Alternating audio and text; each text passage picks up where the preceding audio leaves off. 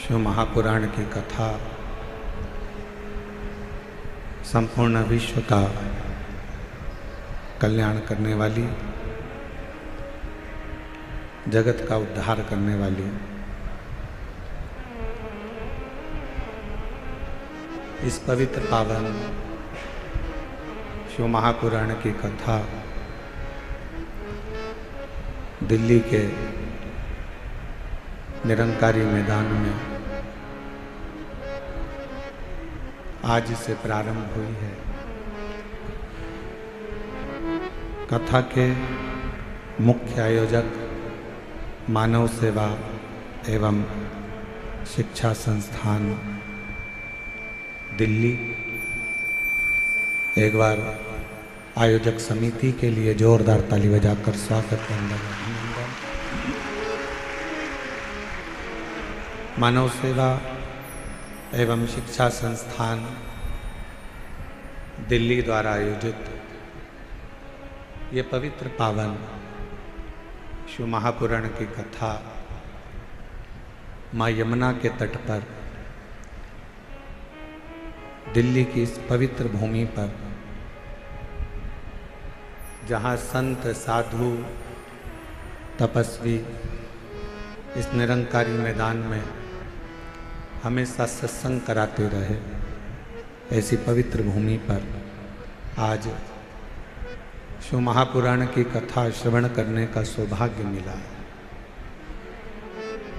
कथा के मानव सेवा एवं शिक्षा संस्थान के अध्यक्ष श्री कौशल गर्ग समिति अध्यक्ष मयंक जी द्विवेदी जी, डॉक्टर महंत गौरव शर्मा जी, यश गर्ग जी एवं संपूर्ण दिल्ली में निवास करने वाले सभी शिव भक्त, एक बार सभी के लिए जोरदार ताली बजाकर स्वागत करते हैं।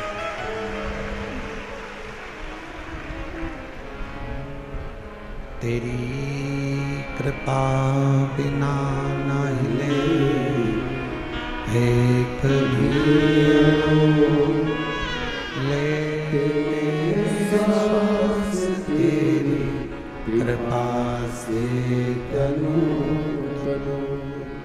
बखान क्या करूं मैं राहों के ढेर का, चपटी बबूत में खजाना कुबेर का, हे गंगाधार मुक्ति द्वार ओंकार तू, भोले ओंकार तू, आयुष बिहारी शंभो तार तार तू, बखान क्या करूं मैं राखों के ढेर का, चपटी बबूत में खजाना कुबेर का, हे गंगाधार मुक्ति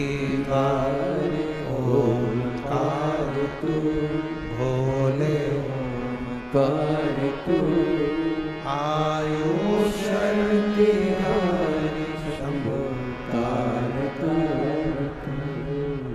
दिल्ली के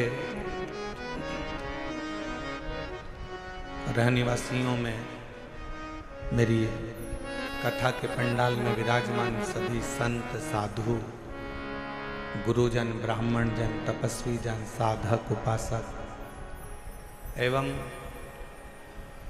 इस तपती हुई गर्मी में, इतनी तेज धूप में, गर्मी में लाखों की संख्या में पधारे आप शिव भक्तों को नमन करता हूं, प्रणाम करता हूं।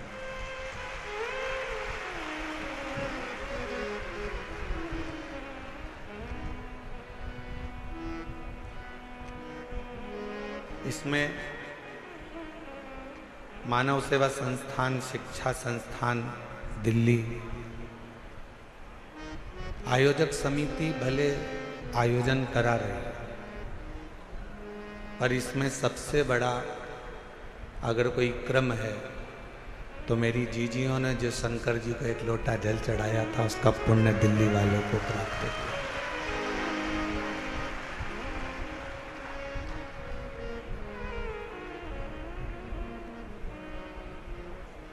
और हम तो कहेंगे एक बार अगर कोई मौका लगे तो दिल्ली में आकर दिल्ली वालों का दिल जरूर देखना, इसके अंदर शिव बसा पड़ा है। बोल बम का नारा है, सारी समस्या का हल। इनके दिल में अगर कोई मिलेगा तो आपको शंकर ही मिलेगा, शिव। और वो किस रूप में कैसे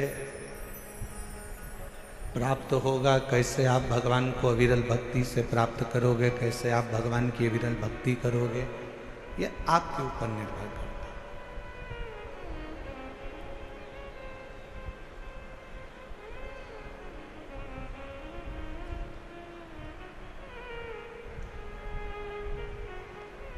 अभी हम आ रहे थे तो थोड़ा सा ट्रैफिक का जाम था। कुछ माताएं रिक्शे में से उतर कर बोली, क्यों गुरुजी तुम भी जाम में फंस गए?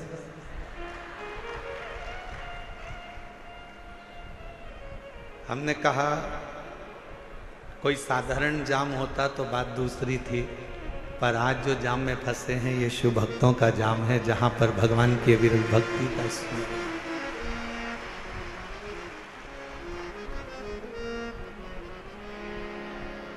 उसको पाने की एक ललकता, जितने दिल से दिल्ली वालों आप शिव महापुराण की कथा को श्रवण करोगे, ये निश्चित है मेरा शिव आपको खाली नहीं भेजेगा। आपकी भक्ति शिव के प्रति, और मैंने तेरे ही भरोसे बाबा, तेरे ही भरोसे हवा विच उड़ती जावांगी बाबा, डोर तो छड़ी कटी जावांगी। भोले मैं तेरी कदम, शंभू मैं तेरी कदम, हवा विच उड़ती जावांगी बाबा,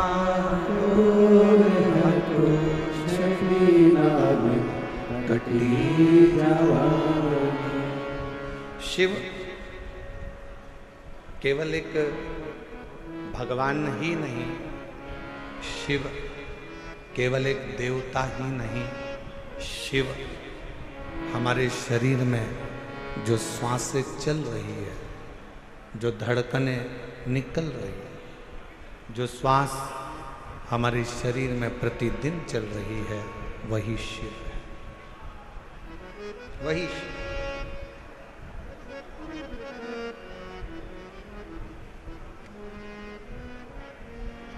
कई लोगों ने प्रश्न किया कि इस कथा का नाम हस्तिनापुर शिव पुराण क्यों रखा?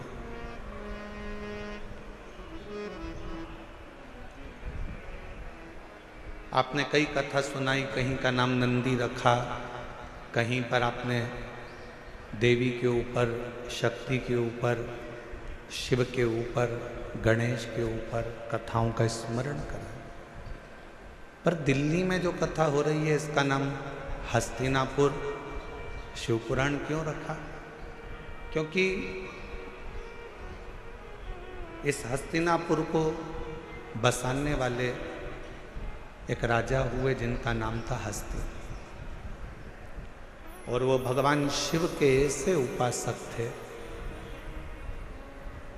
भगवान शंकर की ऐसी आराधना उस हस्तिन राजा ने करी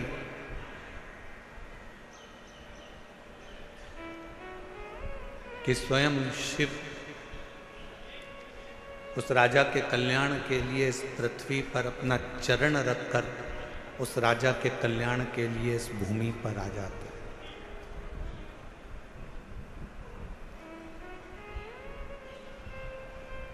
केवल कौरव और पांडवों के युद्ध से हस्तिनापुर नहीं है।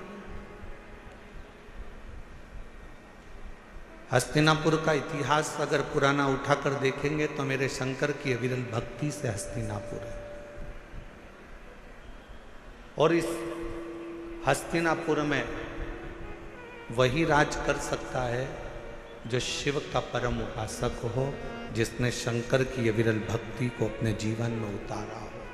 चाहे वो युधिष्ठिर हो, चाहे वो अर्जुन हो, चाहे वो नकुल हो, सहदेव हो, पांडव हो।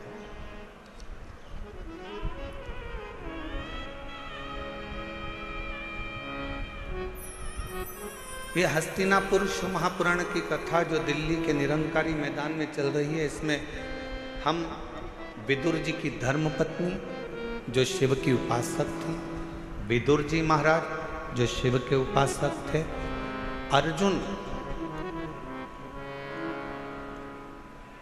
जो शिव के उपासक थे,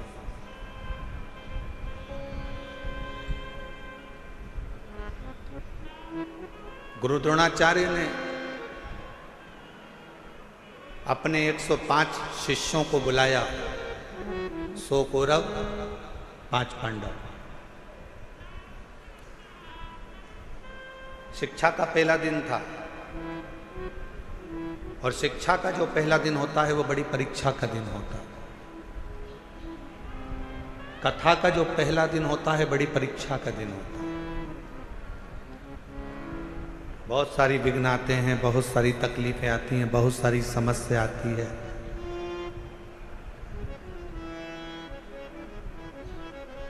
पर हमने एक चीज देखी है दिल्ली प्रशासन की, जो अभी हम लोग आते आते देख रहे थे कि यहाँ के कलेक्टर महोदय हों, यहाँ के कमिश्नर महोदय हों, यहाँ के आईजी डीआईजी हों, यहाँ के टीआई हों, यहाँ के एसपी हों, एसएसपी हों, यहाँ का एक एक प्रशासनिक बल हमने देखा कि पूरे कथा के पंडाल पे ही नहीं, पूरी रोड पर भी व्यवस्था में लगा हुआ था। एक बार यहाँ के कमिश्नर महोदय, यहाँ के IG DIG, collector, SP, SSP, TI जितने भी यहाँ पर लगे हैं, उनके लिए जोरदार ताली की गर्जना करो कि हम सही कहें तो हम जब यहाँ आए तो हमने तो सोचा था कि 2 दिन के बाद शिव भक्त ज़्यादा संख्या में आएंगे, परंतु आज की नज़ारा देखकर तो ऐसा लगता है कि कल तेरा क्या होगा कालिया, उसमें कहा।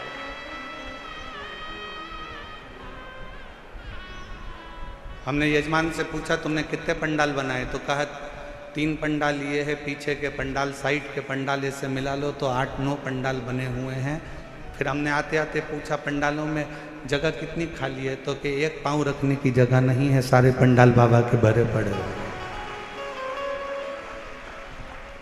और इसको कौन संभाल रहा, कौन? एक बार फिर प्रशासन के लिए जोरदार ताली बजाओ। संभालने वाली ये प्रशासनिक व्यवस्था, यहाँ के कमिश्नर महोदय हों, कलेक्टर महोदय हों, एसपी हो, एसएसपी हो, आईजी हो, डीआईजी हो, एसडीएम हो, यहाँ का पूरा पुलिस बल, ट्रैफिक पुलिस हो, चाहे अन्य बल हो, यहाँ की चिकित्सा विभाग, सब संभालने वाले।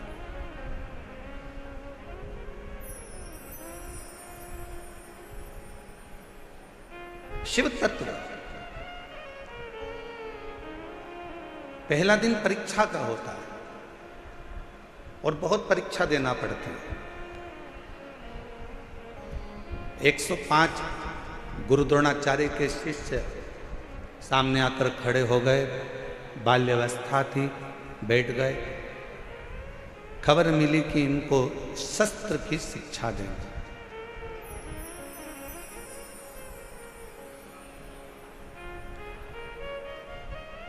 इनको शस्त्र शिक्षा देना है। गुरु द्रोणाचार्य ने इसी हस्तिनापुर में बैठकर कहा, शस्त्र की शिक्षा देने को मैं तैयार हूं, पर शस्त्र की शिक्षा देने से पहले जितने मेरे शिष्य बैठे हैं उनसे निवेदन करूंगा कि आप में से जो मुझे शीश का दान दे देगा, मैं उसको शस्त्र की शिक्षा दे दूंगा।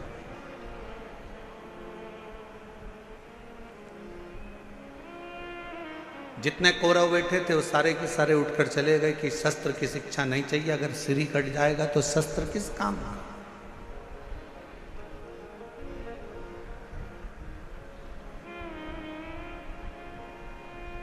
वो शस्त्र किस काम का। जैसे हमने पहले भी कथा में कहा, फिर कहते हैं, शिव महापुराण की कथा में जब भी आओ तो अपने साथ कोई कीमती सामान लेकर, सोना चांदी हीरा पन्ना चैन अंगूठी मोबाइल पर्स कोई भी कीमती सामान लेकर मत आओ, क्योंकि यहाँ एक ही कीमत वाला है और वो मेरा देव अधिदेव महादेव मेरा शंकर है। आपकी चप्पल भी अगर कीमत वाली है ना तो उसको भी कथा के पंडाल में लेके मत आओ, घर में अलमारी में सजा के रखो। कथा के पंडाल में अगर कथा सुनने के लिए अगर आप आ रहे हो तो ये सोच कर जाना कि मैं कोई कीमत वाली वस्तु मेरे बाबा को दिखाने के लिए नहीं जा रही हूँ, मैं तो कीमत के रूप में मेरा शंकर, मेरा उघड़दानी, मेरा शिव जो कीमती है उस शंकर को पाने के लिए जा रही हूँ।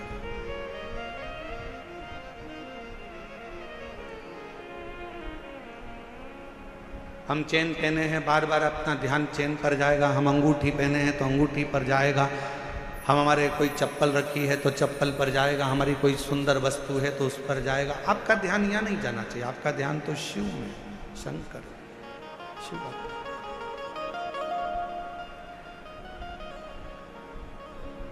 और मेरे भोले तेरा सहारा है,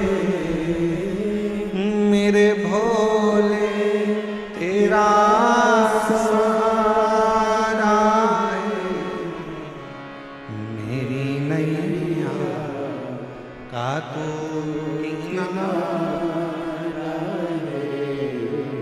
मेरी नैया का तू किनारा है, मेरे बाबा तुझे पुकारा है, मेरे बाबा तुझे पुकारा है, मेरी नैया का तू किनारा है, मेरी नैया का तू किनारा है।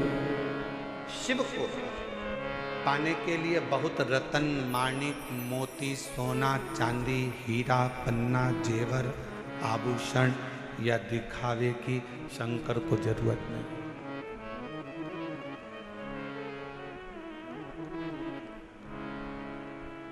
तुम्हारे धन की भी शंकर को जरूरत नहीं।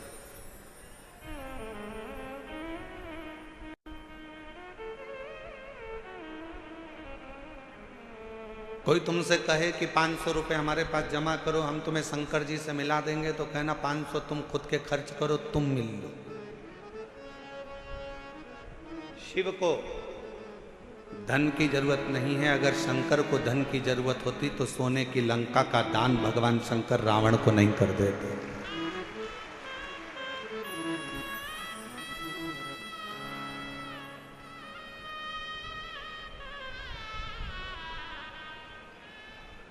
शिव को तुम्हारे वैभव की जरूरत नहीं है कि तुम दिखावा करो कि मैं शंकर जी को 1.25 लाख बेलपत्र चढ़ाऊंगा, 50 लीटर दूध चढ़ाऊंगा, या शिव जी को मैं इतना इतना 56 भोग लगाऊंगा।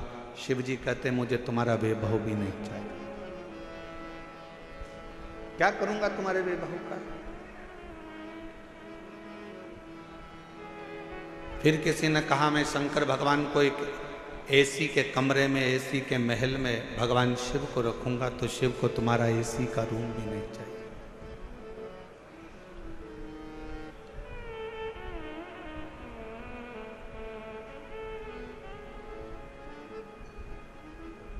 जब प्रेम हो जाता है ना, प्यार हो जाता है, तो छोरी छोरे से कहती है, लड़की लड़के से कहती है कि आप और हम तो एक टूटे हुए झोपड़े में भी रह लेंगे अगर प्रेम है तो, और प्रेम नहीं है तो करोड़ों का महल भी बेकार लगता है। शिव भी यही कहते हैं, आपका अगर प्रेम है शंकर जी के प्रति, आप शिव जी को अपना मान लिए हो कि ये मेरा पिता है, ये मेरा बाबुल है, ये मेरा बाप है। अगर तुमने मान लिया कि शिव मेरे पिता हैं, मेरे बाबुल हैं, मेरे पिता हैं, तो फिर महल की जरूरत नहीं पड़ेगी। शिव तुम्हारे दिल में निवास करेंगे। वो दिल कैसा भी हो, वो हृदय कैसा, ना उसको वैभव चाहिए, ना उसको धन चाहिए, ना उसको दौलत चाहिए। तुम्हारी संपदा से भी उसको कोई मतलब नहीं।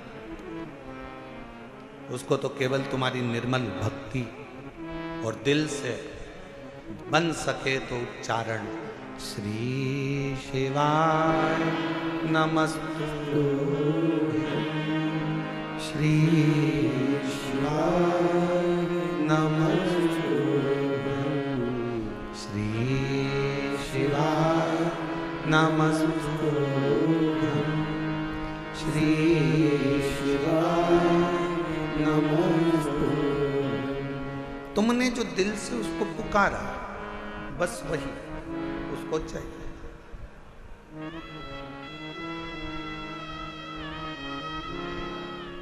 कोई दिखावा,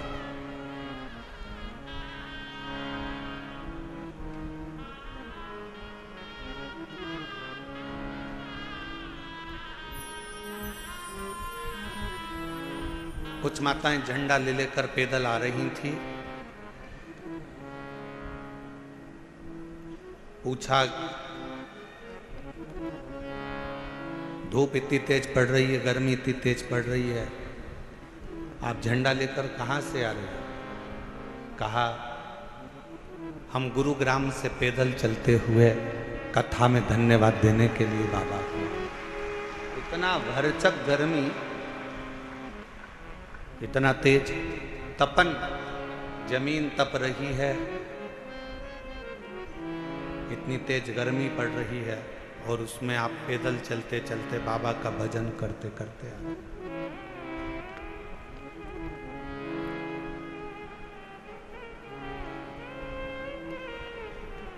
शिव कथा कह रही है, भगवान शंकर का संवाद कह रहा है। पहला दिन परीक्षा का होता है। गुरु द्रोणाचार्य ने शस्त्र की शिक्षा देने से पहले परीक्षा करी है। कहा, ये पांडव और कौरव मेरे 105 शिष्य यहाँ पर बैठे हैं, इसमें से जो मुझे शीश का दान देगा, शस्त्र की विद्या उसी को सिखाई जाए। शीश का दान मतलब क्या?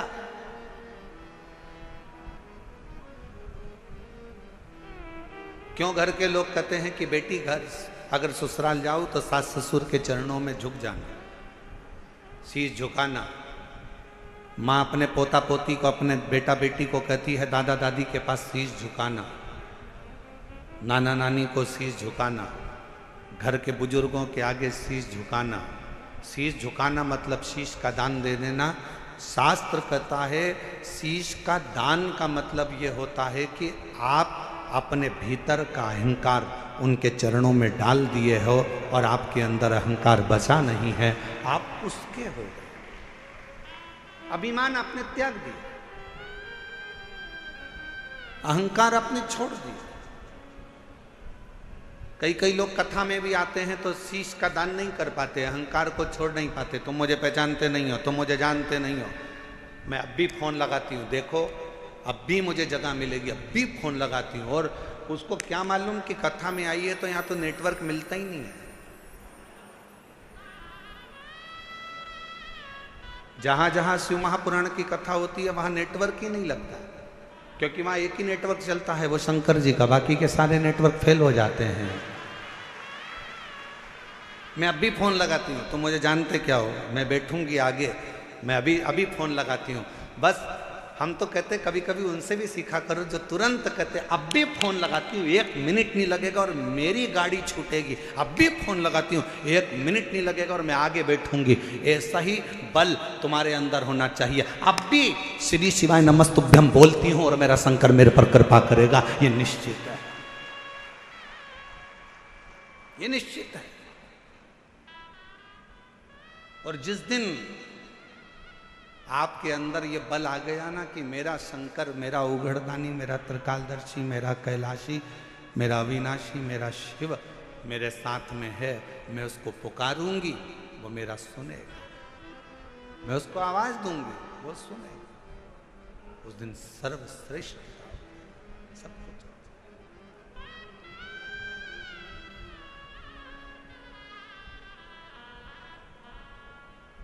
क्यों आए हो कथा में? अपना अपना एसी का कमरा छोड़कर, जम के बोलो जरा, अपने अपने घर का कूलर, एसी, पंखा, एसी की गाड़ी, डनलप का गद्दा, सोफा सेट सब छोड़कर कथा में गाड़ी भी दूर रुकी, पैदल पैदल धूप में चलते चलते कथा के पंडाल में पहुँचे। जरा विचार करिएगा, क्यों आए हो? क्योंकि तुमको मालूम है कि मैं 12 ज्योतिर्लिंग की यात्रा करने नहीं जा सकती, पर अगर मेरे नज़दीक में शिव महापुराण की कथा हो रही है, वहाँ जाकर पहुँच गई तो 12 ज्योतिर्लिंग का फल हमें प्राप्त हो। मेरा शिव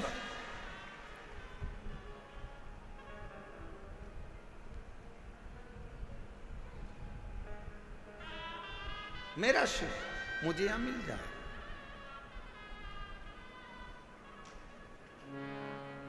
मेरा शंकर मुझे यहां मिलेगा। आप सबको मालूम है कि मैं अगर यहां बैठूंगी, अपने दिल की बात अपने बाबा से कहूंगी, तो मेरा बाबा यहां बैठकर सुनेगा। और कितनी बड़ी कृपा दिल्ली की इस कथा में हो रही है मेरे भोलेनाथ जी की। जरा विचार करिएगा कि कथा के मध्य में ही 24 तारीख को प्रदोष पड़ जाएगा, 25 तारीख को मासिक शिवरात्रि पड़ जाएगी, 26 तारीख को कथा की शिवरात्रि पड़ जाएगी और 27 तारीख को कथा विराम हो जाएगा।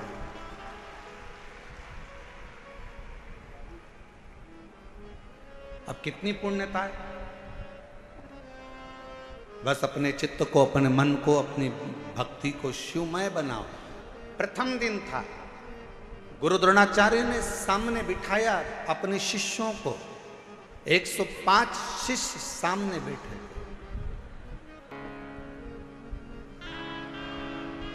और गुरु द्रोणाचार्य ने सामने बैठे हुए 105 शिष्यों से कहा कि तुम में से जो शीश का दान देगा वो शस्त्र विद्या सीख सकेगा।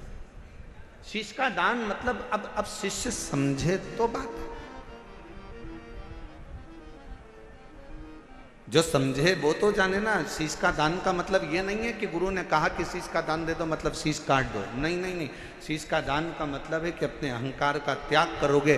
और जब किसी गुरु की शरणागति में जाओ, कहीं अगर भगवान की भक्ति करने के लिए जाओ, यदि कहीं भगवत भजन करने के लिए जाओ, तो सबसे पहला काम करो कि अपने अहंकार का त्याग करो,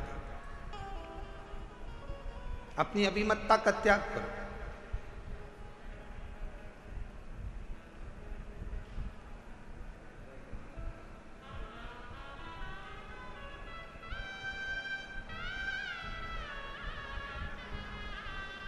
कल हम देख रहे थे बहुत बड़ी बड़ी बिल्डिंग है दिल्ली में बनी है, इतनी बड़ी बड़ी बिल्डिंग है बनी, इतना बड़ा बड़ा मकान बना, इतना बड़ा बड़ा मकान बना। तो हमारे साथ में जो हिमांशु पंडित जी थे वो कह रहे थे, गुरुजी कितनी बड़ी बड़ी बिल्डिंगें बनी हैं। हमने कहा अपने शहरों में या अपने छोटे छोटे पुराने पुराने गांव हैं, उसमें बड़ी बिल्डिंग भले नहीं होती थी पर बड़े मकान जरूर होते थे। और उस मकान में और यहाँ के मकान में एक बहुत बड़ा अंतर है। वहाँ के मकान मौन रहकर बन जाते थे और यहाँ के मकान लोन लेकर बन जाते हैं।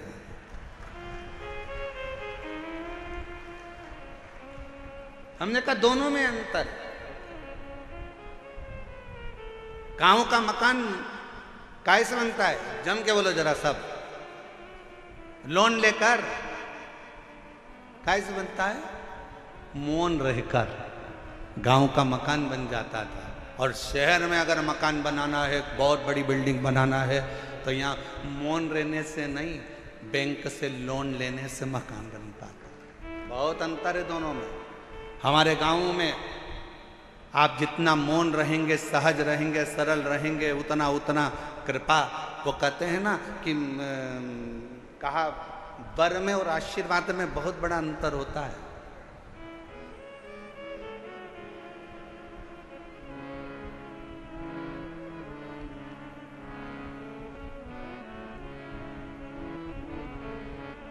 लंकापति रावण ने क्या मांगा था? शिवजी से वर मांगा था। वर मांगा। लंकापति रावण ने शिवजी से वर मांगा था। और हिरण्यकशिपु ने क्या मांगा? तो कहा कि भगवान से वर मांगा था।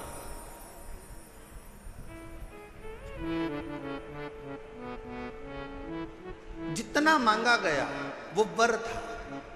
रावण ने वर मांगा, लंका मिल गई, राज्य मिल गया, सत्ता मिल गई, वैभव मिल गया। पर धीरे धीरे एक दिन लंका के राजा रावण को भी प्राण त्यागना पड़ा, छोड़ना। हिरण्यकशिपु ने वर मांगा, एक दिन हिरण्यकशिपु को भी प्राण त्यागना पड़ा।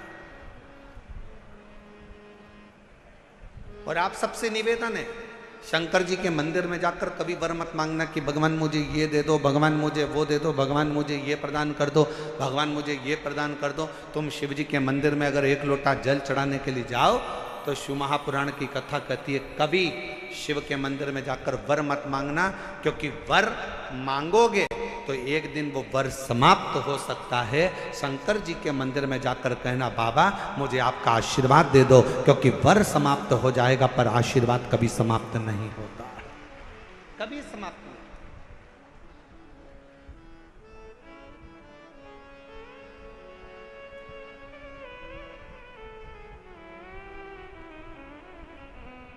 हो सकता है कि वर मिला और समाप्त हो जाए, हो सकता है कि वर प्राप्त हुआ और वह समाप्त हो जाए, पर आशीर्वाद कभी समाप्त नहीं होता। अगर मेरे शंकर का, घर के बुजुर्गों का, माता पिता का, घर के बयों का, घर के बड़ों का, गुरुजन का, संत जन, साधु जन, तपस्वी जन का, या अपने घर के माता पिता या वृद्ध का जब आशीर्वाद मिल जाता है तो फिर वर की जरूरत भी नहीं पड़ती।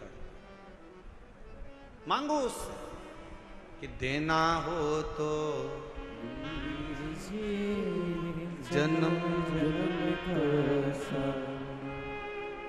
मेरे सिर पर रख दो रे अपने दोनों हाथ, और देना हो तो दीजिए जन्म जन्म का साथ, और देना हो तो दीजिए जन्म जन्म का साथ। भगवान शिव की कथा करें, भगवान शंकर का संवाद, शिव तत्व का, शिव पुराण करें, मेरे ओगरदानी का संवाद करें।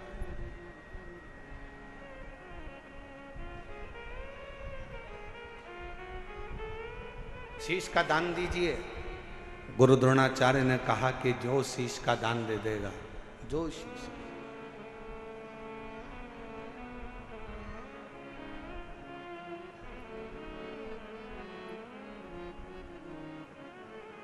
मेरे शंभू ने कहा, मेरे शंकर ने इस पवित्र कथा का आनंद कर रहा है, हस्तिनापुर शिव महापुराण की कथा करिए, जो शीश का दान देगा वो मुझसे शस्त्र विद्या सीख लेगा।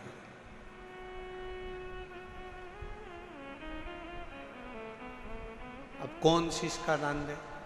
सब 105 जितने शिष्य बैठे थे गुरु द्रोणाचार्य के, उसमें से 100 शिष्य उठकर चले गए। 5 शिष्य बैठे रहे पांडव, उसमें भी एक अर्जुन सामने बैठा रहा, तलवार उठाई और शीश के पास लेकर जाने लगा, काट कर शीश का दान देने लगा। गुरु द्रोणाचार्य ने मना कर दिया, मुझे कटा हुआ शीश नहीं, तेरे धड़ पर लगा हुआ शीश मेरे चरणों में पड़ जाएगा, उतना दान बहुत है और मैं तुझे दे दूं, मत दीजिए। शंकर भगवान को तुम्हारा धन नहीं, वैभव नहीं, सत्ता नहीं, दौलत नहीं, शिव जी को केवल तुम्हारा एक लोटा जल शिव को समर्पित कर दो।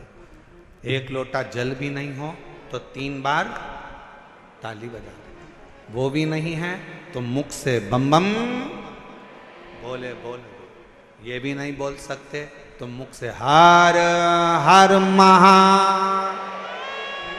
इतना कर सकते बहुत।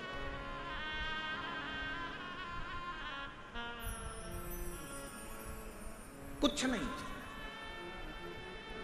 जिस दिन अहंकार छोड़कर, अभिमत्ता त्याग कर, अभिमान का त्याग कर कर, जिस दिन अहंकार को छोड़कर तुम शिव की ओर बढ़ोगे, शिव तुम्हें प्राप्त हो जाएगा। हस्तिनापुर शिव महापुराण की कथा में हस्तिन नाम का जो राजा था वो शंकर का परम उपासक था, जिसने इस राज्य को बसाया था।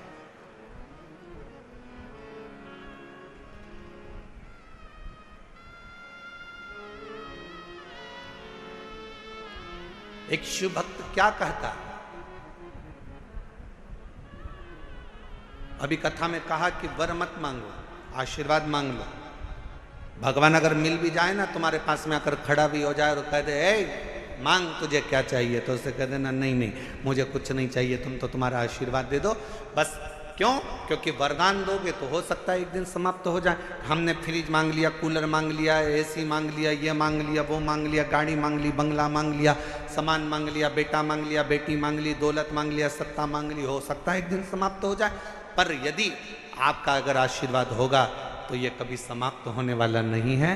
वर समाप्त हो सकता है पर आशीर्वाद कभी समाप्त नहीं होता, वो अजर और अमर रहता है। वो आपके आज भी है और कल भी है।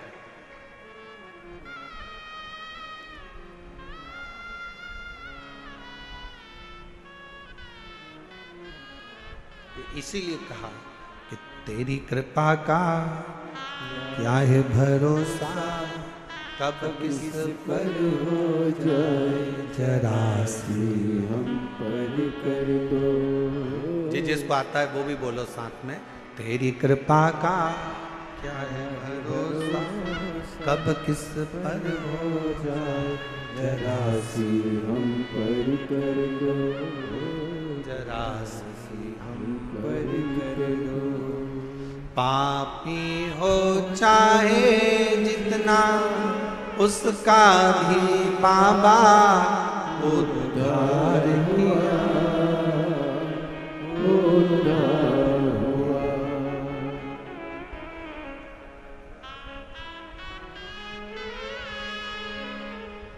जिस पर भी हो गई तेरी करुणा कृपा वो भव पार हुआ, भव पार हुआ। पापी हो चाहे जितना उसका भी बाबा उद्धार हुआ, उद्धार हुआ। जिस पर भी हो गई तेरी करुणा कृपा वो भव पार हुआ, भव पार हुआ। गिद्ध अजामिल गणिका जैसे मन को तुम्हारे भाई जरा सी हम पर कर दो, जरा सी हम पर कर दो। तेरी कृपा का क्या है भरोसा, कब किस पर हो जाए जरा सी हम पर कर दो, जरा सी हम पर कर दो। ज्यादा नहीं, बस आशीर्वाद दे दीजिए, वर नहीं चाहिए, शिव आपका साथ दे दीजिए।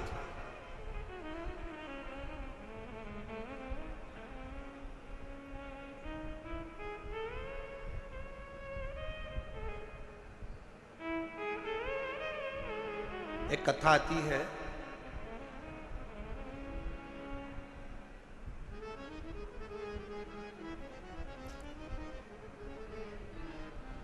एक नारायण नाम का एक छोटा सा बालक था।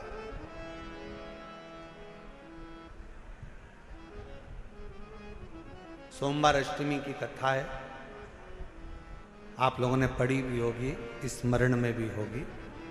एक नारायण नाम का छोटा सा बालक है जिसकी अवस्था 7 वर्ष की, केवल 7 वर्ष की अवस्था। और ये सोमवार अष्टमी की बड़ी सुंदर कथा है, आज स्मरण में आई है, तो आप लोग और हम लोग उसको श्रवण करें। और कभी अगर सोमवार की अष्टमी पढ़े तो इस कथा का मनन चिंतन उस दिन जरूर करना।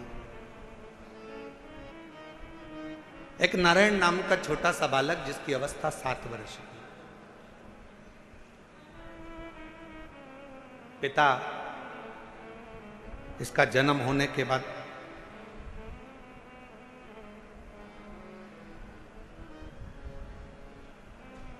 किसी गलत मार्ग में चले गए और किसी अन्य स्त्री के साथ रहना चालू कर दिया। नारायण अपनी मां के साथ में रह रहा है,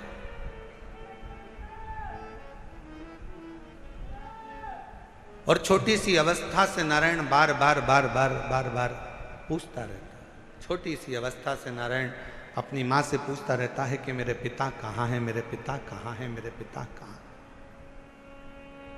मेरी दिल्ली की जीजियों, मेरे दिल्ली के जीजाओं, मेरी बेटियों बेटाओं, मेरी माताओं, मेरे भाई, मेरी बहनों, बड़ा ध्यान लगाकर सुनना कि जन्म हुआ, पिता ने अपनी पत्नी पर कुछ गलत बातों का इल्जाम लगा दिया और बच्चे को और मां को छोड़कर पिता किसी अन्य स्त्री के साथ चला गया, साथ रहने लगा। गांव बदल दिया, नगर बदल दिया, शहर बदल दिया। पिता दूसरे गांव में, दूसरे नगर में, दूसरे शहर में रह रहा है और यहां मां अपने बच्चे को पाल पोस कर नारायण को बड़ा कर रही।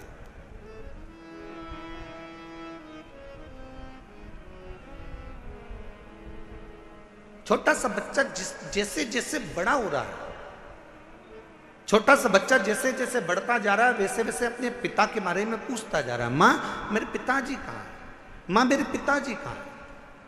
जैसे 4 वर्ष के ध्रुव जी महाराज वन से तप कर कर आने के बाद अपनी मां से पूछते हैं कि मां मेरे पिता कहाँ है, और मां क्या उत्तर दे।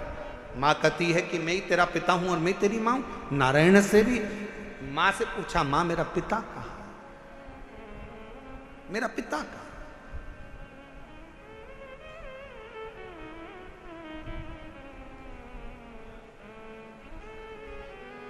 एक दिन गुस्से में आकर मां ने कह दिया,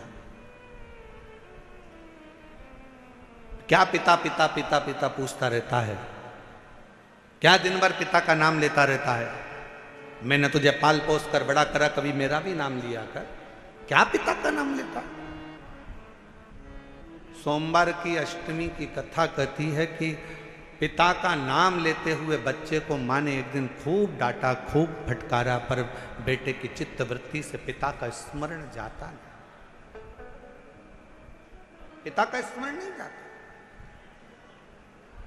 मां मेरा पिता कहाँ है, बच्चे ने फिर चित्त पकड़ी। आखिरी में मां ने तुरंत चिल्लाकर कह दिया, पिता पिता कहता है, ये सामने जो पत्थर पड़ा है, सामने जो भाटा पड़ा है, सामने जो कंकर पड़ा है, सामने जो पत्थर पड़ा है, यही तेरा पिता है।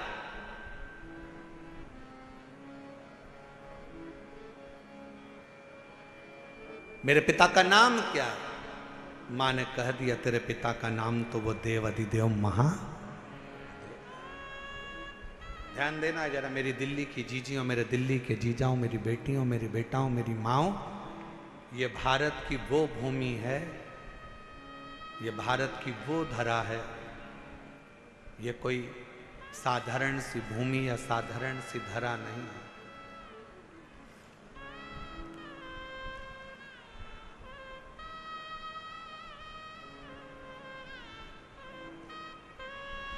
7 द्वीप, 245 देश और 4200 धर्म हैं पूरी दुनिया में। 7 द्वीप, 245 देश और 4200 धर्म पूरी दुनिया में है। और उसके बाद भी अगर आपका जन्म भारत की भूमि पर हो जाए और उसके बाद भी आपका जन्म सनातन हिंदू धर्म में हो जाए तो भगवान को धन्यवाद देना कि तूने मुझे अच्छे कुल में पैदा किया।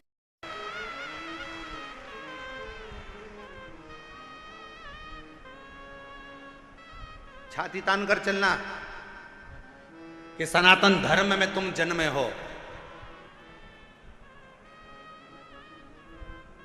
7 द्वीप, 245 देश और 4200 धर्म होने के बाद भी ये भारत की भूमि सनातन धर्म और सनातनी बनकर अगर हम पैदा हुए हैं तो जी हमें गौरव होना चाहिए कि हम भारत माता के इस गोद में अपने संस्कारों से पोषित होते हुए उस महादेव की कृपा से जन्मे हैं। उस महादेव की कृपा से जहां हम अपने रिश्तों को पहचानते हैं, अपनी माता को माता कहते हैं, पिता को पिता कहते हैं, भाई का संबंध रखते हैं, बहन का संबंध रखते हैं, काका काकी का संबंध रखते हैं, नाना नानी का संबंध रखते हैं। सारे रिश्ते हम निभा कर चलते हैं। कोई दूसरे देश में इतने संबंध नहीं निभाए जाते जितने संबंध हमारे भारत की धरा पर एक सनातनी निभा कर चलता है। भारत की भूमि पर एक सनातनी निभा कर चलता है। वो संबंध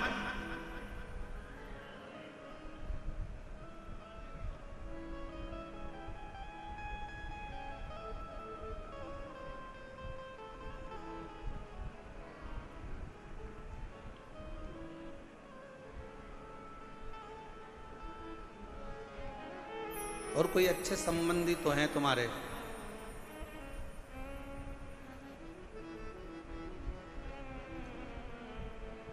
पत्थर का मुख बताकर बेटे से कह दिया नारायण से कि ये तेरा बाप है, ये तेरा पिता है। शिव महापुराण की कथा क्या करती है? शिव महापुराण की कथा ने करा क्या?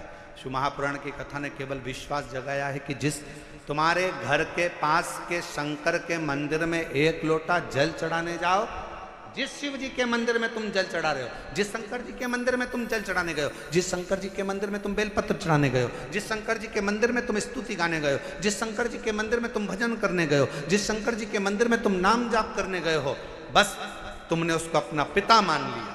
यही शिव पुराण कर रही हो, ये सोमवार की अष्टमी की कथा कर रही हो।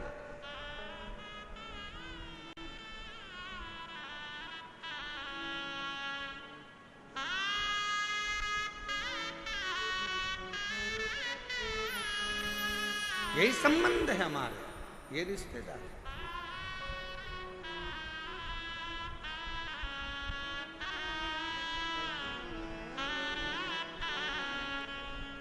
और रिश्ता तेरा मेरा सबसे प्यारा, रिश्ता तेरा मेरा सबसे प्यारा, बाबा मैं हूँ तेरा लाला, मैं हूँ तेरा, तू मेरा बाबा मैं हूँ तेरा लाला, मैं हूँ तेरा। यही संबंध। नारायण ये पत्थर, ये सामने जो शिला पड़ी है, ये पत्थर पड़ा है, ये कंकर पड़ा है, ये भाटा पड़ा है, यही तेरा पिता है। क्या नाम है? बता दिया, इसका नाम देवाधिदेव महादेव। बता दिया। घर के कई माताओं ने अपने बच्चों को भेज दिया 1 लोटा जल लेकर जाओ शंकर जी के मंदिर में जल चढ़ाओ। माँ वहाँ पर शंकर जी कहाँ है? तो कि ये जो शिवलिंग है यही शिव है, यही पिता है, यही सर्वस्व है। आज मैं हूँ कल नहीं, आज संसार है कल नहीं, और ये शंकर हमेशा रहेगा, तेरा साथ देगा। तो इस पे जल चढ़ा,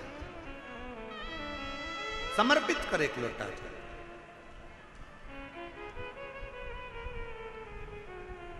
और जब सिर पर अगर भोलेनाथ जी का हाथ हो तो फिर क्या दुख। क्या?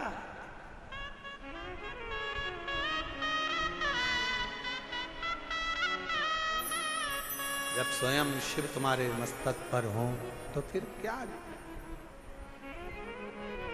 पितु भोले बाबा गौरा मैया, पितु भोले बाबा गौरा मैया, फिर क्यों फिकर करे मैया, तेरे कटेंगे कष्ट तमाम, फिकर फिर क्या करना, तेरे कटेंगे कष्ट तमाम, फिकर फिर क्या करना, क्या करना फिर क्या करना, क्या करना फिर क्या करना, क्या करना फिर क्या करना, क्या करना फिर क्या करना, तेरे सिर पर भोलेनाथ, फिकर फिर क्या करना, तेरे सिर पर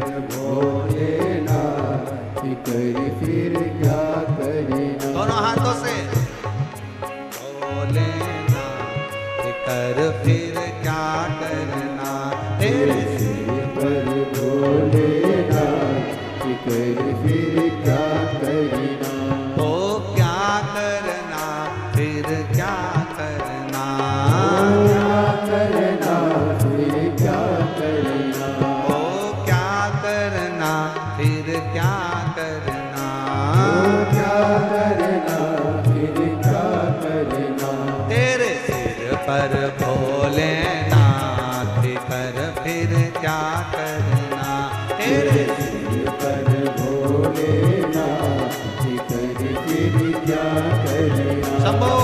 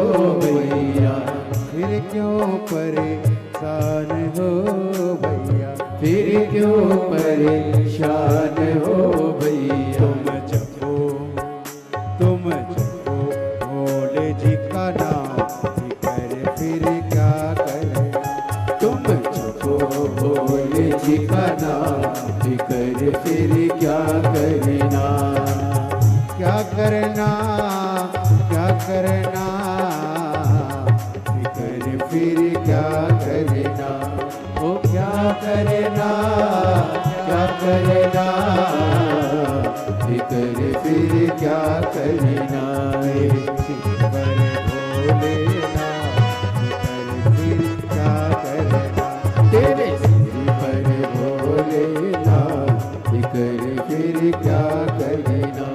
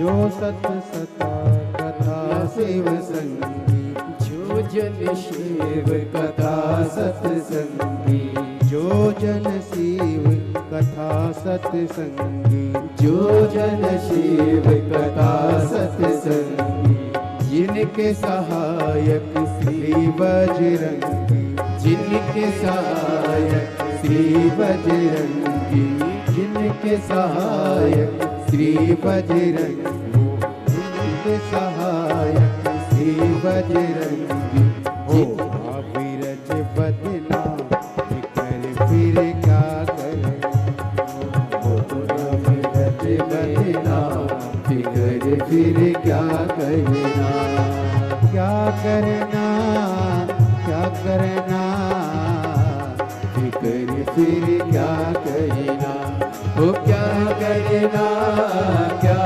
करना, फिकर फिर क्या करना, तेरे सिर पर भोलेनाथ, फिकर फिर क्या करना, तेरे सिर पर भोलेनाथ, फिकर फिर क्या करना।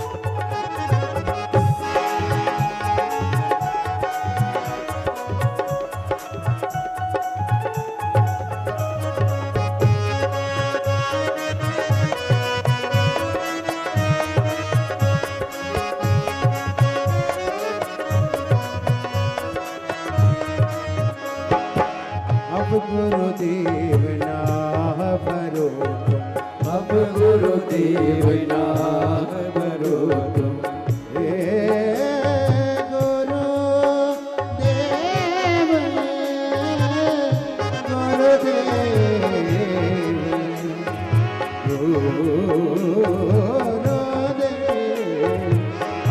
गुरुदेव आह भरो, अब गुरुदेव आह भरो, नहीं व्यर्थ परवाह करो, नहीं व्यर्थ परवाह करो, नहीं व्यर्थ परवाह करो, नहीं व्यर्थ परवाह करो, तुम रटो, तुम रटो, तुम रटो भोले जी का नाम लेकर फिर क्या करना। तुम रटो भोले जी का नाम लेकर फिर क्या करना। मेरे सिर पर भोलेनाथ लेकर फिर क्या करना। वो तेरे सिर पर भोलेनाथ लेकर फिर क्या करना। वो क्या करना, क्या करना, लेकर फिर क्या करना। वो क्या करना, क्या करना, लेकर फिर क्या करना। भोलेनाथ लेकर फिर क्या करना। तेरे सिर पर भोलेनाथ लेकर फिर क्या करना।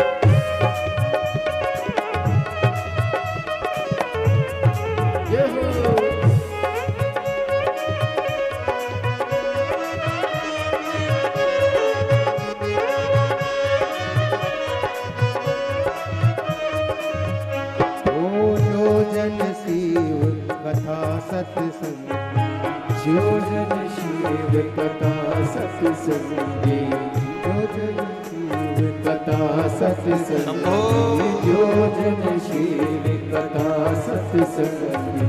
जिनके सहायक श्री बजरंगी। जिनके सहायक श्री बजरंगी। अतुल्य बन के फिर क्या करना।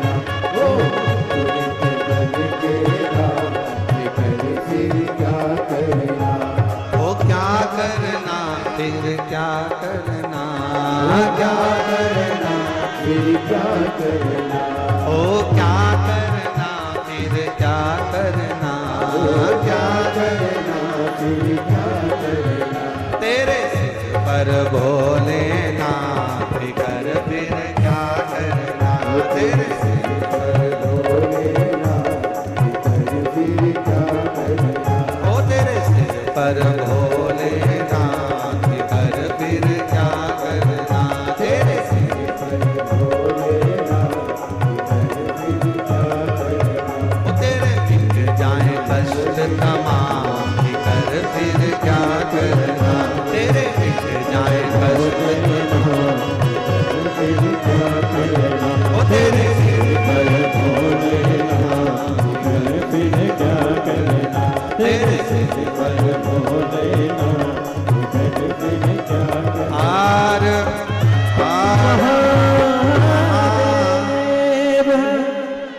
अपने स्थान पर बैठकर भगवान शिव जी से अपने मन का भाव कहें, दिल से प्रार्थना करें।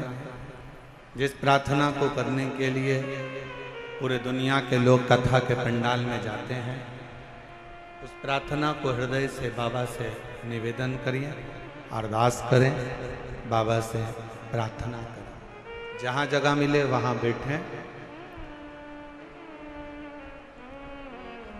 और पीछे बाहर वालों से भी निवेदन है, पंडालों में अगर जगह ना मिले तो हम पहले भी कहते आए हैं कि अपने साथ एक छाता, 2 पानी की बोतल साथ लेकर चलें। एक बोतल अपने लिए पानी की, एक अपने अड़ोसी, पड़ोसी और धड़ोसी के लिए पीछे वाले।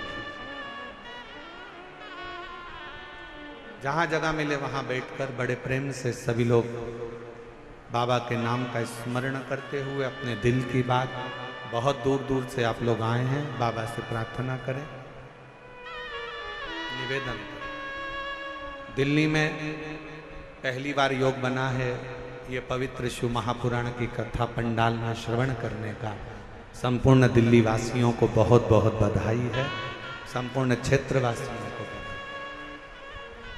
साथ में बोलेंगे, जिनको याद है वो बड़े भाव से बाबा को पुकारें।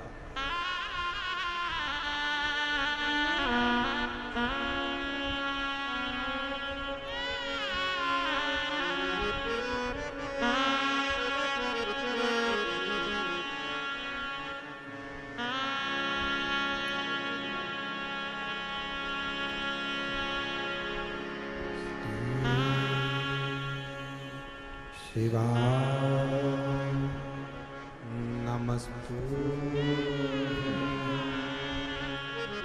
श्री शिवाय नमस्तुते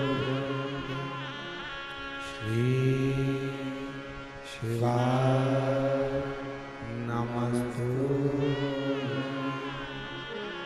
श्री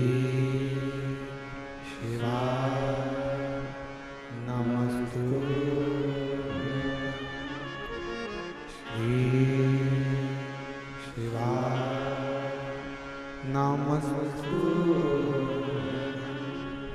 भोला सब दुख काटो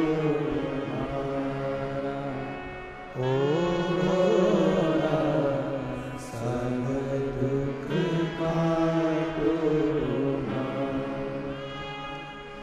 शिव शंकर जब तेरी मारा भोले बाबा जब तेरी मारा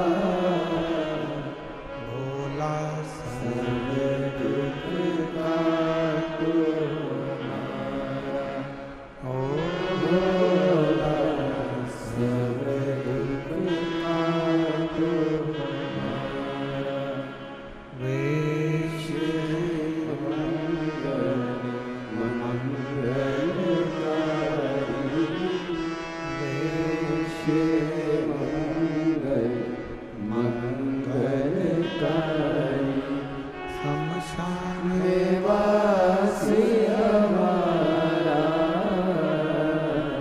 शमशान वासी हमारा ओ सब दुख काटो हमारा ओ सब दुख काटो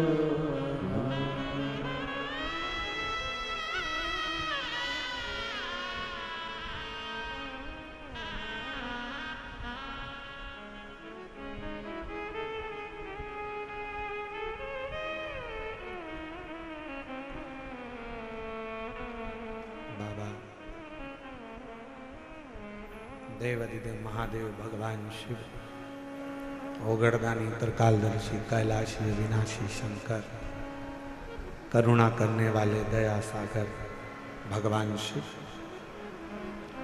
की पवित्र कथा कर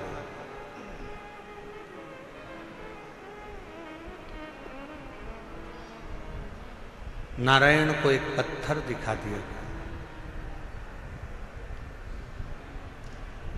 क्या इस पत्थर में भी परमात्मा हो सकता है?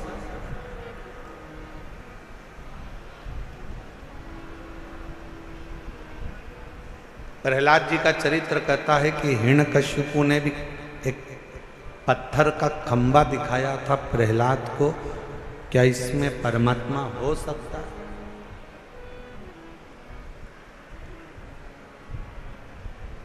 यदि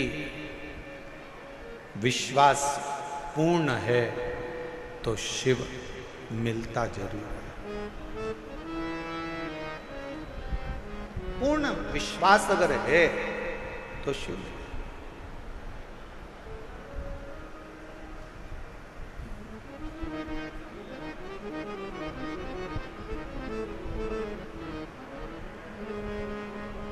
हम पहले भी कथा में कहे, आज फिर कह रहे हैं, शिव जी पर अगर भरोसा करा है तो आपका पूर्ण भरोसा यदि शंकर जी पर है तो दुनिया का ऐसा कोई दुख नहीं जो मेरा देव अधिदेव महादेव काट नहीं सकता। आपके दुख को काट देगा। एक पत्र है, अच्छा है, देखिए।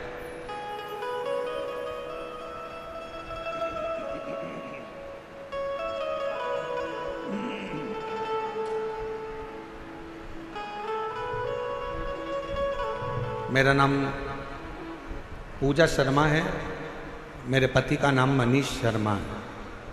मैं दिल्ली बुरारी संत नगर में रहती हूँ। मेरा मोबाइल नंबर ये है, अगर कहीं बैठे हों तो हाथ हिला सकती हैं। अगर कहीं बैठी हों तो हाथ हिला सकती हैं।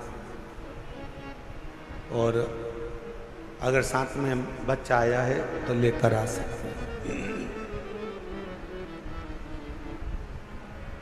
गुरुजी, मेरी शादी को 10 साल हो गए थे, संतान का सुख नहीं। दिल्ली का कोई ऐसा हॉस्पिटल नहीं जहां डॉक्टरों को हमने दिखाया नहीं,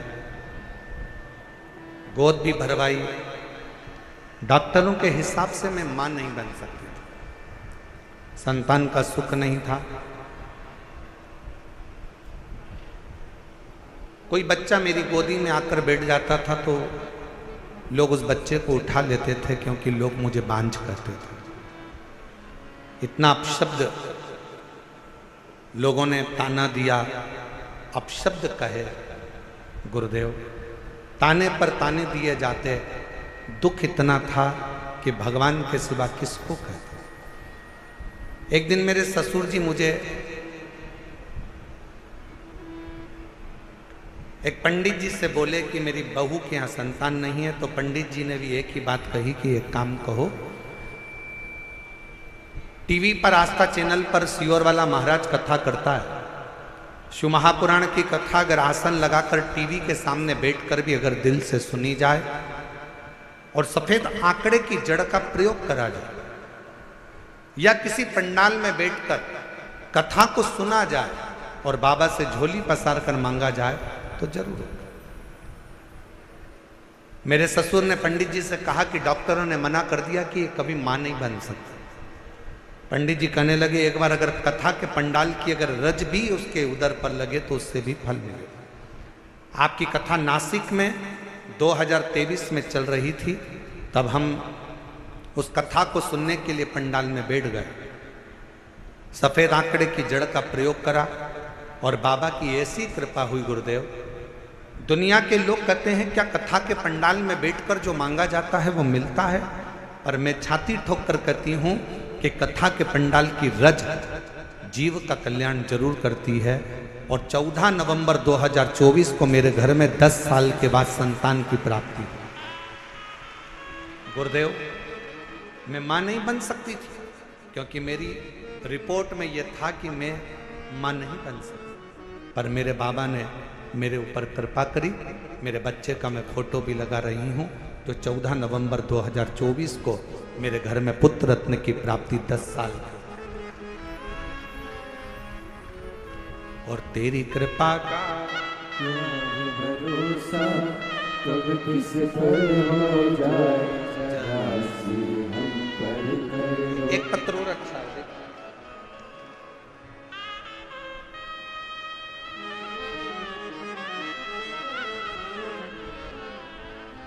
मेरा नाम संध्या सैनी है, पति का नाम कविंद्र सैनी है। मैं दिल्ली के बुरारी संत नगर की रहने वाली हूँ।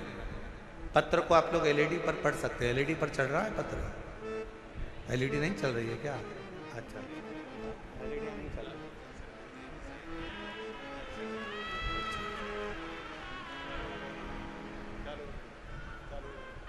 चालू हो गई एलईडियाँ, देखिए हो गया। पत्र को आप लोग एलईडी पर पढ़ सकते हैं। मेरा नाम संध्या सैनी है, पति का नाम कविंद्र सैनी है। मैं दिल्ली बुरारी संत नगर की रहने वाली हूँ। गुरुजी, एक लोटे जल का मैं क्या वर्णन करूँ। मेरा बेटा सीए का एग्ज़ाम दे रहा था, 3-4 नंबर से रह जाता था। कई साल हो गए थे। बेटे ने आखिरी में हिम्मत हार दी और बेटा कहता है कि माँ अब मैं एग्ज़ाम नहीं दूँ। मैंने अपने बेटे से कहा, वो सियोर वाला महाराज कहता है कि अच्छी पढ़ाई करो, दिन रात एक कर दो। इतनी मेहनत करो कि रात दिन एक हो जाए, और फिर शिव जी पर एक बेलपत्र शहद लगाकर चढ़ाकर बाबा से विनती करो। मेरे बेटे ने आपका कहना मानकर टीवी पर कथा सुनकर बेटे ने पढ़ाई करना प्रारंभ करा, और अब की बार उसने कह दिया, माँ वो सीओर वाला बाबा बोला है कि पढ़ाई को 4 गुना करना। अभी तक जो मेहनत करी थी उससे 4 गुना ज़्यादा मेहनत करूँगा। और बेटे ने पढ़ना प्रारंभ करा। जो बेटे की हिम्मत हार गई थी उसने पशुपतिनाथ का व्रत किया और बाबा की कृपा से फिर वापस एग्जाम दिया। मेरा बेटा रोज शिव जी के मंदिर जाता, जल चढ़ाता, पशुपति व्रत करता और साथ में पढ़ाई में मेहनत करता। गुरुदेव उसकी लगन इतनी हो गई कि वो रात दिन एक कर कर पढ़ता। और आप कहते हो कि मेहनत का फल बाबा देता जरूर है, और आज मेरा बेटा सीए बन गया। मैं बाबा को यहाँ धन्यवाद देने के लिए। शिव की उदारता इसी को कहते।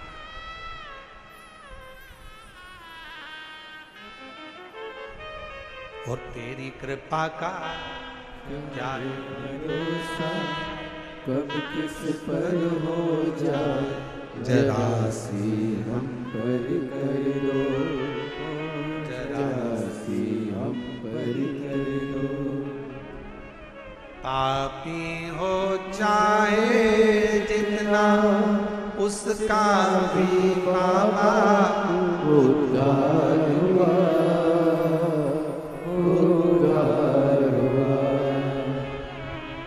जिस पर भी हो गई तेरी करुणा कृपा वो भव पार हुआ, भव पार हुआ। आप जितने प्रेम से, जितने विश्वास के साथ, जितनी दृढ़ता के साथ हम फिर निवेदन करेंगे, मेरे बेटा बेटियों से, मेरे नवयुवक बच्चों से, मेरी बहनों से, मेरे जीजाओं से, मेरी बेटियों से निवेदन है, कभी हिम्मत मत हारो।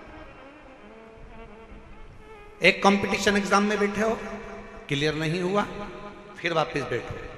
दूसरा कंपटीशन एग्जाम क्लियर नहीं हुआ, तीसरा एग्जाम दो। तीसरा क्लियर नहीं हुआ, चौथा एग्जाम दो। अपनी हिम्मत को नहीं हारना। कभी ये मत कहना कि मैं ये नहीं कर सकता। तुम में से ही जितने बेटा बेटी यहां पर बैठकर कथा का रसपान कर रहे हैं, जितने टीवी पर कथा सुन रहे हैं, जितने आस्था चैनल पर कथा सुन रहे हैं, जितने फेसबुक के ऊपर कथा सुन रहे हैं, तुम में से ही कोई बेटा कलेक्टर बनता है, तुम में से ही कोई बेटी एसपी बनती है, तुम में से ही कोई कलेक्टर, कोई आईजी, कोई डीआईजी, कोई कमिश्नर बनता है। बस तुम्हारी मेहनत तुम्हें 4 गुना बढ़ाना है तो एक दिन उच्च पद पर बैठ ही जाओगे, ये निश्चित है। आपका परिश्रम, आपकी मेहनत, आपकी लगन आपको मंजिल तक पहुंचाएगा।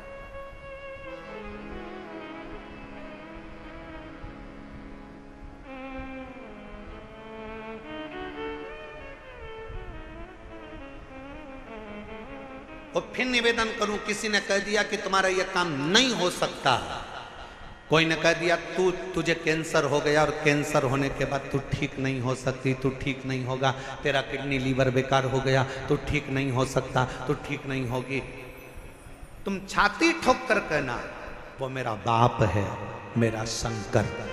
एक दिन अगर कथा के पंडाल में बैठकर कथा सुनकर वहां की मिट्टी को मेरे शरीर पर अगर लगाई है तो मेरा बाबा मुझे ठीक कर कर ही रहेगा, ये निश्चित है, ये मेरा विश्वास। और देखो एक पत्र है,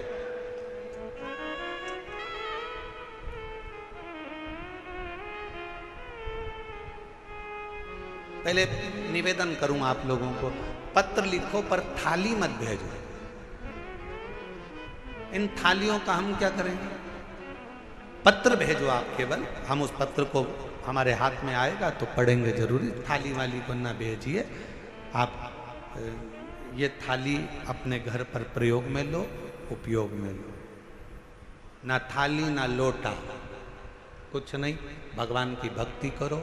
और एक निवेदन और करें, बहुत सारा धन लेकर, पर्स में पैसा लेकर कथा के पंडाल में मत आओ, दिल लेकर कथा के पंडाल में आओ, तुम्हारा पर्स तुम्हारे घर पर रहो। दिल लेकर, तुम्हारी चेन, अंगूठी, मोबाइल, मंगलसूत्र, बहुत सोने का सामान, हीरे का सामान लेकर कथा के पंडाल में मत।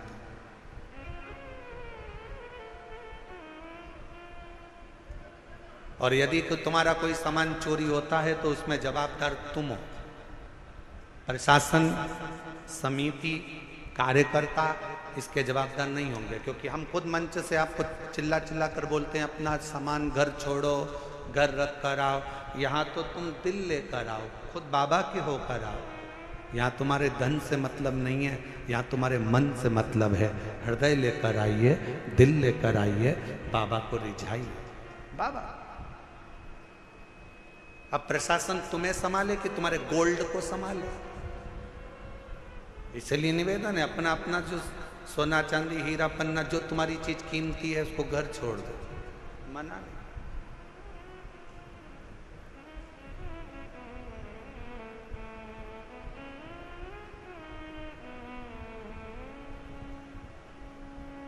एक पति ने अपनी पत्नी से कहा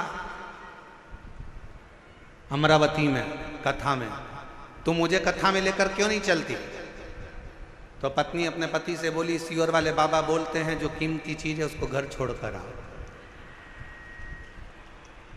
तो पति ने कहा कीमती चीज तो सोना चांदी होती है। पत्नी कहती है मेरी कीमत तो तुम हो, तुम इतने कीमती हो इसलिए तुम्हें घर छोड़कर कथा में चली जाती, तुम गोल्ड से भी कीमती हो। ये उसकी उदारता, ये उसकी कृपा, ये उसकी करुणा, ये उसकी दया है। एक पत्र अच्छा है,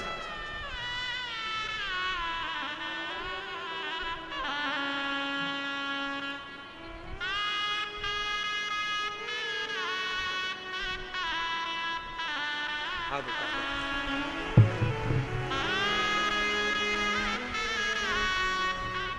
जब डॉक्टर ने मना कर दिया था कि तुम मां नहीं बन सकती, तब इस बेटी को गोद ले लिया था और इस बेटी को गोद लिया। बेटी को भी मंदिर लेकर जाती, बाबा से प्रार्थना करती, और डॉक्टरों ने तो कह दिया था कि तुम कभी मां नहीं बनोगी। हम तो कहते हैं इस बेटी को, जी आपने गोद लिया ना, तो इसी की सेवा के रूप में ये बालक मेरे शंकर ने आपको दिया है। ये उसी की कृपा, सेवा का फल कहीं ना कहीं मिलता है। शिव कृपा से 10 साल के बाद संतान हुई है।